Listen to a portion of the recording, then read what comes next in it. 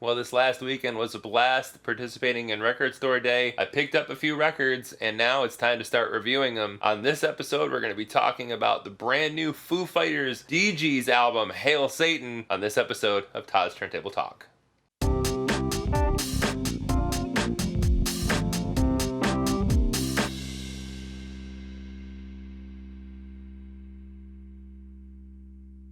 Welcome to another episode of Todd's Turntable Talk, and before we get started, just like always, I want to remind everybody to please hit that subscribe button, as well as that bell notification, to remind you each and every time a new episode drops here on our channel. Record Store Day was so fun. I'd never participated in one before. Getting there early, getting a number, getting in line with everybody, and you just sit there and you hope that the record that you want is going to be in there when you walk through that door. I was number 8. There were 9 copies in the store of the record I wanted. So I was sweating, hoping that those didn't get scooped up before I got in there. And when I got through the door and looked through everything, much to my delight, I was still able to get one of 2 remaining copies of this. The Foo Fighters' new album, DEE GEES, Hail Satan. And on the back, reverse side of another cover for the other side of the record, for the Foo Fighters side of the record.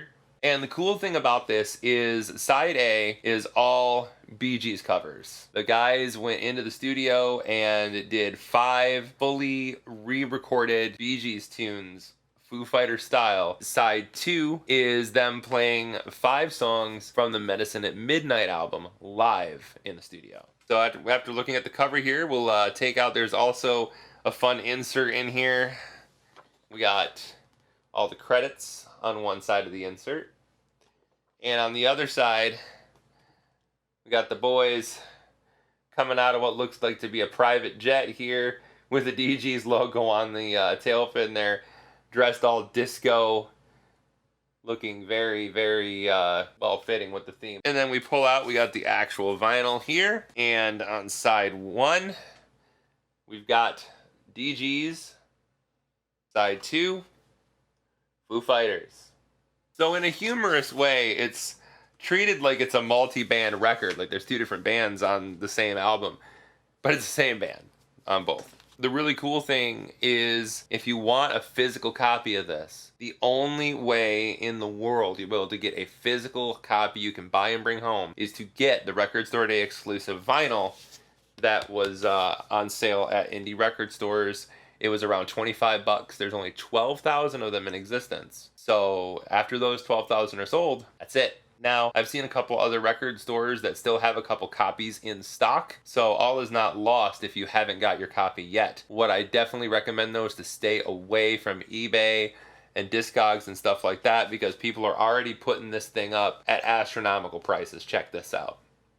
That's just ridiculous. I'm a collector, and I would never in a million years spend that much on a record. That's just silly, especially when you can still go to the store and get it right now. And if you are never able to get a copy of it, they did release it on Spotify and on YouTube, so people can stream it and listen to it too.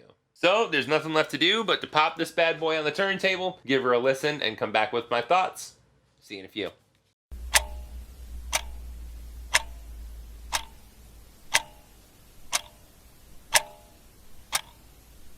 Man, this record is a lot of fun.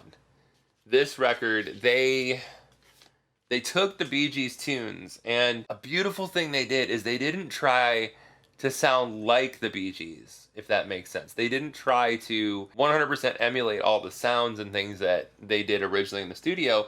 They took the instruments that they usually use and the people they have and formed the songs to the musicians in the group. So instead of using a lot of horns and strings, the cool thing is the backup girls in the group, who are incredible, do those as vocal oohs and harmonies and stuff. So it makes it really neat and different. But the songs are still very true to the originals, very boppy, very disco, very fun. And I'm shocked at how Dave Grohl can slip into that Barry Gibb voice. It's incredible. For just side A alone of this, I would highly, highly recommend getting this. Even if you're not necessarily a Foo Fighters fan, they do justice to the Bee Gees stuff so well that I think you would still love it. It's fantastic. Side B, the live tracks, I mean, it's cool. It's no different than having the actual Medicine at Midnight record, but it is fun to hear live arrangements of the songs. So I dig it, but for me, it's all about side A, and it's all about the DGs. Like always, Dave and the guys knock it way the hell out of the park. I don't even need a drum roll for this one, as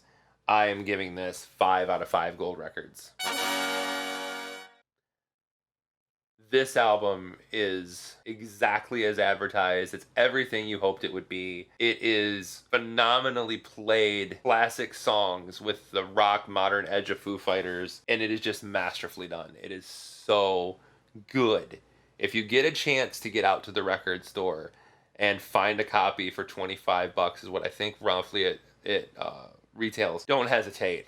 Pick it up, get it. It's great. It's awesome. This is probably one of my favorite record store day releases that I've heard in a long time. So hopefully you enjoyed this review, and hopefully you check this out and enjoy this as much as I did. And we'll see you next time here on Todd's Turntable Talk.